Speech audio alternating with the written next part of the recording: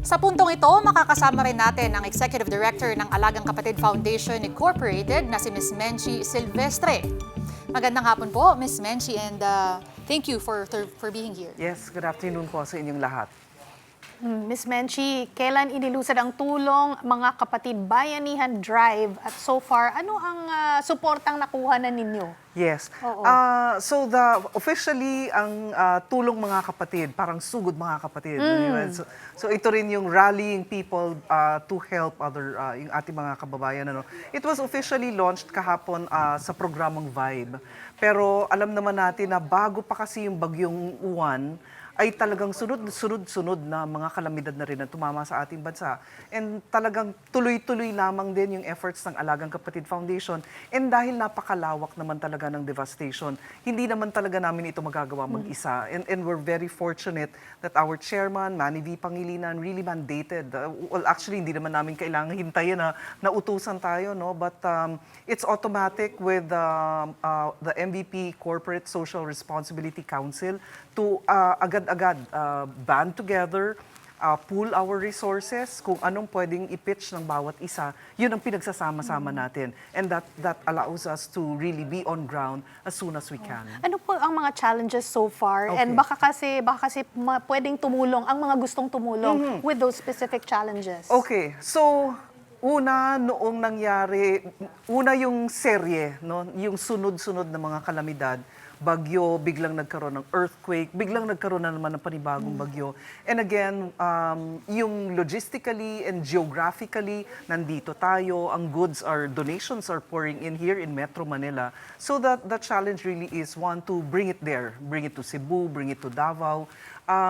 Meron pang dagdag na logistic challenge dyan kasi yung kung irororo natin o roll on, roll off, o yung isasakay natin sa barko yung ating mga trucks, San Juanico Bridge is under repair. And inevitably, that's the best way really to reach Mindanao, to reach the Visayas. Kaya lang it's under repair. So iikot talaga ng malayo. And so we had to look for other routes to bring our goods to Cebu, as well as yung Davao. So yun ang isa talagang napakalaking challenge. It delays us by a couple of days. If really, para ikutan namin yung challenge na yan. Ano. But then again, kalamidad ito, yan talaga yung what we are really addressing, yung sitwasyon ng ating mga kapatid. So, yung ibang challenges dyan, given na yon, talagang alam namin na nature talaga eh. Yes.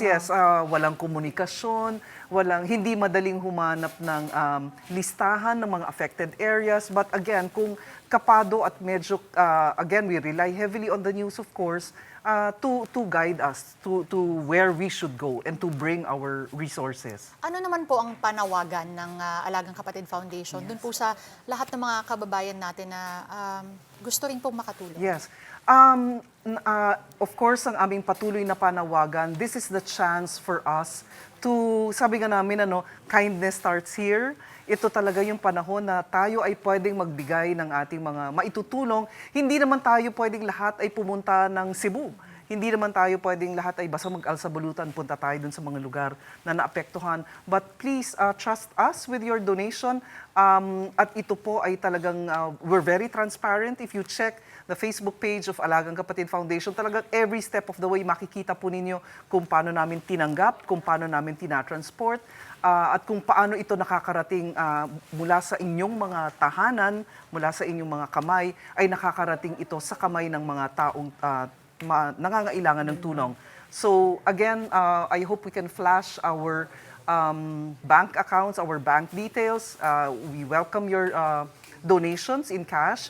Pwede rin naman pong in kind. Meron din tayong mga priority items for donations. It's all on our Facebook page. And so that's it. Yun lang po ang aming lambing. Kung meron kayong maibabahagi, nandito ho kami para iparating. Tiyakin na ang inyong bahagi ay makarating sa ating mga kapatid na nangangailangan. Dagdag lang siguro natin, Ms. Menchi, kasi madami ang medyo nahihiya siguro, inisip nila, what they're giving is not a lot. Walang maliit o malaking halaga. Kasi hindi naman tayo makakabuo ng, again, we're not asking for big items. We're saying lang, kung kayo po ay nasa puso po ninyo na gusto ninyong makatulong, you will find ways eh. Makakaisip kayo, kayong magkakaibigan, kayong magkakaopisina, you can pull your resources, your donations together, and makakabuo po tayo ng napakalaking tulong na magbibigay ng pag-asa sa ating mga kapatid. Oo, pinagsama-sama na tulong, Yes, no? yes, Oo. yes. Pero ano po ang prefer nyo o ano ang pinakakailangan po na ibibigay sana through Alagang Kapatid Foundation? Okay. So ngayon na medyo may katagalan na no na walang makain, walang matulugan, again the basics. Alam po ninyo, tanungin niyo yung sarili niyo, what do you need to survive in a day? It's basically that. Yun din naman talaga ang kailangan nila. They need food, bigas. Sana yung mga delata natin is going to be yung mga ready-to-open cans. Mas madali po yan. Kung natangay yung gamit nila, very handy yan. Mga biscuits na mga hindi mo kailangang lutuin pero pantawid ng gutom nila. Also, if meron tayong hygiene items na kailangan din. So again, itong hygiene items, bakit mahalaga rin ito? Ito yung pipigil kasi ng mga sakit, di ba? Wala silang maayos na tulugan, wala silang maayos sa banyo. But if somehow yung hygiene ng mga kapatid natin ay still natutugunan natin, yung sakit mapipigilan din natin. Pwede rin po yung mga sleeping items. Wala silang maayos na tulugan at so yung banig, kumot, Yeah. mosquito net, kulambo, very handy po yan ngayon. Magpapasko rin eh. I'm sure yung mga bata naghahanap ng laruan. Oo. That's also a possible donation. Oo, usually po no, yung mga NGOs or yung mga Yes. tumutulong katulad pag may mga calamities, including Alagang Kapatid Foundation. I don't know about you guys, pero usually yung mga tumutulong ay prefer nila yung financial donation Yes. kasi mas practical. Correct, Ganun din correct. po ba? Po ba sa Alagang Kapatid? din kasi when we rely on the donations, hindi natin masabi alin dyan yung kulang. So it's easier for us if it's in cash, kung ano yung kulang at kung ano yung kailangan, yun ang pwede nating i-purchase. Pangalawa, pwede nating i-purchase on ground. Sa lugar mismo. Una, para ang ekonomiya doon Yeah. magsimula na rin talaga agad, di ba? Pangalawa, na puputol natin yung problema ng logistic.